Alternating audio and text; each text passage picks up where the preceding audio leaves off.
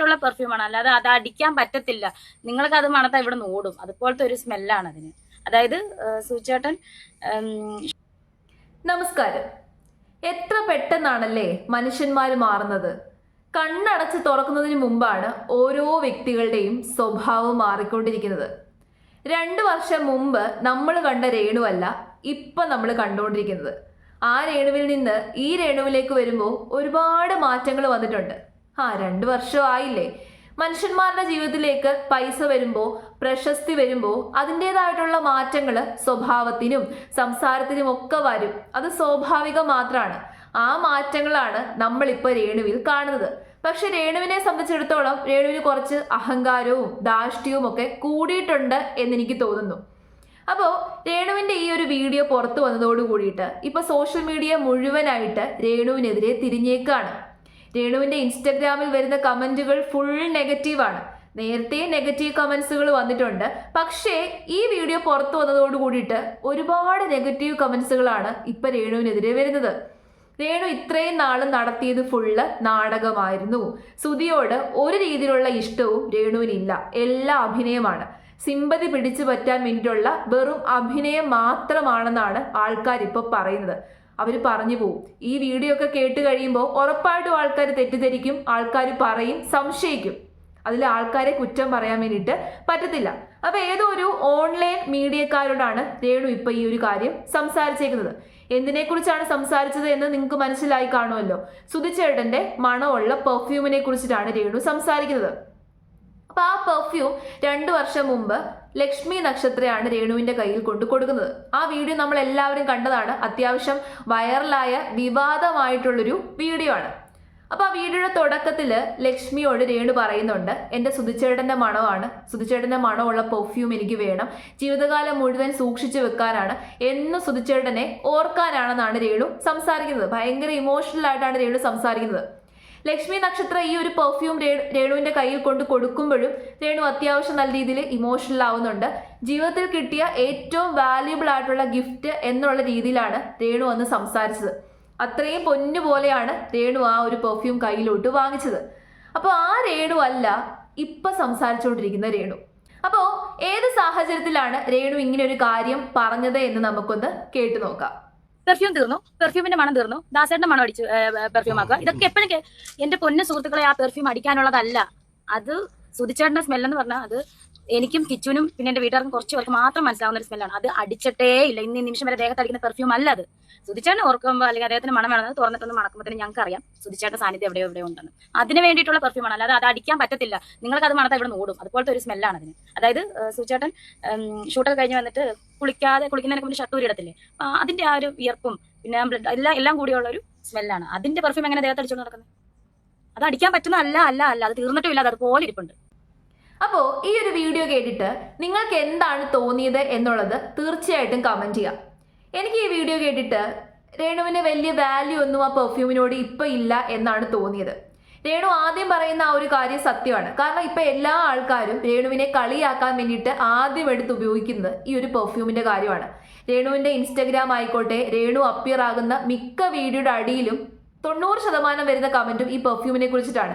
ആ പെർഫ്യൂം ഇപ്പൊ എന്ത് ചെയ്യേ, പെർഫ്യൂമിന്റെ മണം തീർന്നോ, ഇപ്പം മറ്റുള്ളവരുടെ മണത്തിന് വേണ്ടിയിട്ട് നടക്കുവാണോ, ഇങ്ങനെയൊക്കെ ഒരുപാട് മോശപ്പെട്ട രീതിയിലുള്ള കമന്റുകൾ രേണുവിന് വരാറുണ്ട്.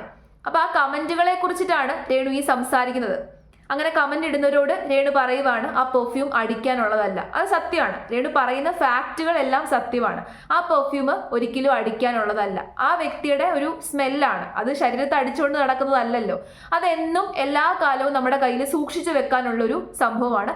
രേണു തന്നെ പറയുന്നുണ്ട്, സുധിച്ചേട്ടനെ കുറിച്ച് ആലോചിക്കുമ്പോൾ, സുധിച്ചേട്ടനെ കുറിച്ച് ഓർക്കുമ്പോൾ എടുത്ത് ഒന്ന് ജസ്റ്റ് സ്മെല് ചെയ്യാനുള്ള ഒരു പെർഫ്യൂം മാത്രമാണ് അതെന്നാണ് രേണു സംസാരിക്കുന്നത്. സംസാരിച്ച കാര്യങ്ങളൊക്കെ തന്നെ ശരിയാണ്. പക്ഷേ ഇവിടുത്തെ ഒരു വിഷയം എന്ന് പറഞ്ഞു കഴിഞ്ഞാൽ രേണു ഉപയോഗിച്ച വാക്കുകൾ, അതായത് ആ ഒരു പെർഫ്യൂമിനോട് ഒരു വാല്യൂവും ഇല്ലാത്ത രീതിയിലാണ് രേണു സംസാരിക്കുന്നത്. രേണുവിന് ദേഷ്യം ഉണ്ടായിരിക്കാം. ഈ കമന്റ് ഇടുന്നവരോടുള്ള ദേഷ്യമൊക്കെ തന്നെ രേണുവിന്റെ വാക്കുകളിൽ പ്രകടമാകുന്നുണ്ട്. പക്ഷേ എന്നാലും കുറച്ചും കൂടി മാന്യമായിട്ട് അതിനെക്കുറിച്ച് സംസാരിക്കാമായിരുന്നു.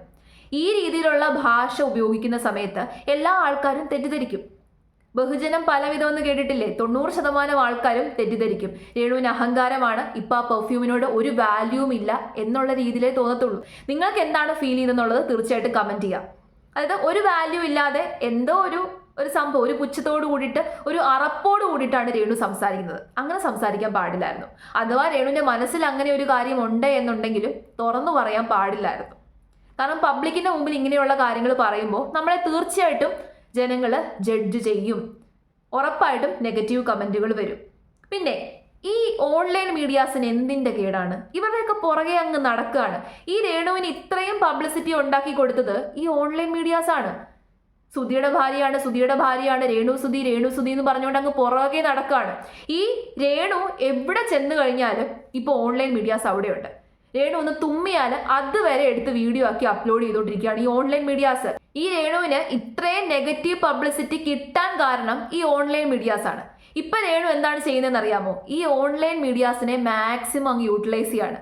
രേണുവിന്റെ പബ്ലിസിറ്റിക്ക് വേണ്ടിയിട്ട് ഓൺലൈൻ മീഡിയാസിന്റെ മുമ്പിൽ അങ്ങ് നിന്ന് കൊടുത്തോളുവാണ്. അവരെന്ത് കാണിച്ചാലും, എന്ത് കോപ്രായം കാണിച്ചാലും അതിനൊപ്പം അങ്ങ് തുള്ളിക്കൊണ്ടിരിക്കുകയാണ് രേണു. കാരണം രേണുവിനറിയാം ഓൺലൈൻ മീഡിയാസ് എത്രത്തോളം വീഡിയോസ് എടുത്ത് അപ്ലോഡ് ചെയ്യുന്നോ അത്രത്തോളം പബ്ലിസിറ്റി രേണുവിന് കിട്ടുകയാണ്. അതിപ്പോ നെഗറ്റീവ് ആണെങ്കിലും പോസിറ്റീവ് ആണെന്നുണ്ടെങ്കിലും പോസിറ്റീവായിട്ട് മാത്രമേ രേണുവിന് അത് കിട്ടത്തുള്ളൂ. കഴിഞ്ഞ ദിവസം ഒരുത്തന്റെ കൂടെ നിന്ന് എൻഗേജ്മെന്റ് കഴിയുന്നോ കല്യാണം കഴിയുന്നോ എന്നുള്ള രീതിയിൽ വീഡിയോസ് എടുത്ത് അപ്ലോഡ് ചെയ്യുന്നത് കണ്ടു. ഞാൻ ആ വീഡിയോ ഒന്ന് കാണിച്ചു തരാം.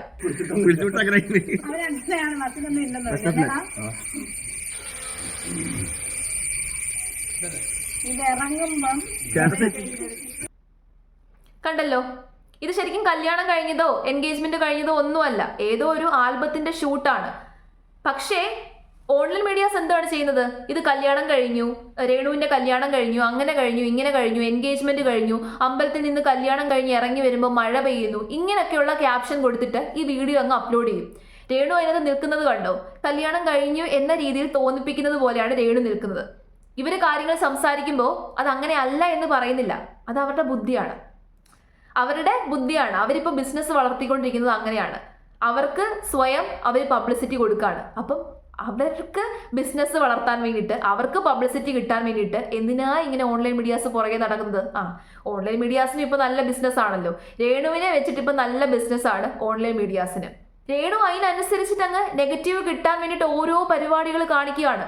നെഗറ്റീവ് കിട്ടാൻ വേണ്ടിയിട്ട് മാത്രം ഓരോ പരിപാടി കാണിച്ചിട്ട് ആൾക്കാരുടെ മുമ്പിൽ വന്നിരുന്ന് എനിക്ക് നെഗറ്റീവ് കിട്ടുന്നേ, സോഷ്യൽ മീഡിയ മൊത്തം എന്നെ കുറിച്ച് അപവാദം പറയുവാണ് എന്ന് പറഞ്ഞിട്ട് വല്ല കാര്യമുണ്ടോ? രേണു ചെയ്തുകൊണ്ടിരിക്കുന്നത് അങ്ങനെയാണ്. രേണു മര്യാദയ്ക്ക് രേണുവിന്റെ ജോലി നോക്കി പോവല്ല. രേണു ഇപ്പൊ ആൽബത്തിൽ അഭിനയിക്കുന്നു, റീൽസ് ഷൂട്ട് ചെയ്യുന്നു, സിനിമയിൽ അഭിനയിക്കുന്നു. അതൊക്കെ രേണുവിന്റെ ഇഷ്ടമാണ്. അഭിനയമാണ് രേണുവിന്റെ താല്പര്യം എന്നുണ്ടെങ്കിൽ അത് രേണുവിന്റെ മാത്രം ഇഷ്ടമാണ്. അത് ചെയ്യരുതെന്ന് പറയാൻ ആർക്കും അവകാശമില്ല. പക്ഷെ രേണു എന്താണ് ചെയ്യുന്നത്? മറ്റുള്ളവരുടെ കയ്യിൽ നിന്ന് നെഗറ്റീവ് പബ്ലിസിറ്റി കിട്ടാൻ വേണ്ടിയിട്ടുള്ള രീതിയിലുള്ള കാര്യങ്ങൾ എടുത്ത് രേണു സോഷ്യൽ മീഡിയയിൽ അപ്ലോഡ് ചെയ്യുന്നു. റീൽസ് ആയിട്ടും അല്ലാത്ത പോസ്റ്റുകളായിട്ടും എടുത്ത് അപ്ലോഡ് ചെയ്യുന്നു. അത് നെഗറ്റീവ് കിട്ടാൻ വേണ്ടിയിട്ട് മാത്രമാണ് അപ്ലോഡ് ചെയ്യുന്നത്. നെഗറ്റീവ് എന്നുള്ളൊരു കാര്യം ലക്ഷ്യമിട്ടുകൊണ്ട് മാത്രമാണ് രേണു എടുത്ത് അപ്ലോഡ് ചെയ്യുന്നത്. എന്നിട്ട് എന്നെ നെഗറ്റീവ് പറയുന്നേ, എന്നെ എല്ലാവരും കൂടി അപവാദം പറയുന്നേ, എന്നെ എല്ലാവരും അങ്ങനെ ചെയ്യുന്നേ, ഇങ്ങനെ ചെയ്യുന്നേ എന്ന് പറഞ്ഞിട്ട് വല്ല കാര്യമുണ്ടോ? പോസിറ്റീവായിട്ടുള്ള കാര്യങ്ങൾ കിട്ടണമെന്നുണ്ടെങ്കിൽ, പോസിറ്റീവായിട്ടുള്ള റെസ്പോൺസ് ആൾക്കാരുടെ കയ്യിൽ നിന്ന് കിട്ടണമെന്നുണ്ടെങ്കിൽ ആ രീതിയിലുള്ള കാര്യങ്ങൾ ചെയ്യണം. അല്ലാതെ നെഗറ്റീവ് പബ്ലിസിറ്റി കിട്ടുന്ന രീതിയിലുള്ള കാര്യങ്ങൾ അപ്ലോഡ് ചെയ്ത് കഴിഞ്ഞാൽ നെഗറ്റീവ് പബ്ലിസിറ്റിയെ കിട്ടത്തുള്ളൂ. അപ്പോൾ രേണു സുധിക്ക് ഇപ്പോൾ കിട്ടിക്കൊണ്ടിരിക്കുന്ന നെഗറ്റീവ് പബ്ലിസിറ്റിക്ക് എല്ലാം കാരണം രേണു സുധി തന്നെയാണ്. രേണു സുധി മനഃപൂർവ്വം നെഗറ്റീവ് കിട്ടാൻ വേണ്ടിയിട്ടുള്ള കാര്യങ്ങൾ ചെയ്യുന്നത് കൊണ്ടാണ് നെഗറ്റീവ് പബ്ലിസിറ്റി കിട്ടുന്നത്. രണ്ടാമത്തെ കാരണം ഓൺലൈൻ മീഡിയാസ് ആണ്. ഈ ഓൺലൈൻ മീഡിയാസിന്റെ താളത്തിനൊത്ത് തുള്ളാതിരിക്കുക. രേണു ഇനി ചെയ്യേണ്ട ഒന്നാമത്തെ കാര്യമാണ് ഈ ഓൺലൈൻ മീഡിയാസിന്റെ താളത്തിനൊത്ത് തുള്ളാതിരിക്കുക. അവർ ചോദിക്കുന്നതിനൊന്നും മറുപടി പറയാതെ ഇരിക്കുക. എന്നിട്ട് നല്ല രീതിയിൽ കാര്യങ്ങൾ ചെയ്ത് മുന്നോട്ട് പോവുക.